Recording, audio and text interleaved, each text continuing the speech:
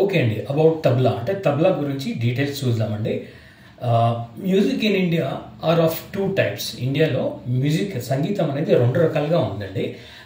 అవి ఏంటంటే అంటే ఒకటి హిందుస్థానీ మ్యూజిక్, ఇంకోటి కర్ణాటిక్ మ్యూజిక్. హిందుస్థానీ మ్యూజిక్ అనేది నార్థన్ పార్ట్ ఆఫ్ ఇండియా అంటే భారతదేశంలో ఉత్తర భారతదేశంలో యూజ్ చేయబడేదండి. దాన్ని హిందుస్థానీ మ్యూజిక్ అంటున్నామండి. అండ్ సదర్న్ పార్ట్లో దక్షిణ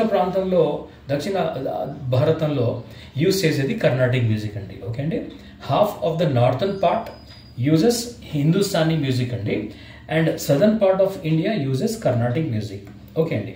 so tabla has originated from north India. Okay అండి. ఉత్తర భారతదేశంలో ఈ తబలాని కనిపెట్టి ఉంటున్నారు. And is considered as Hindustani percussion instrument.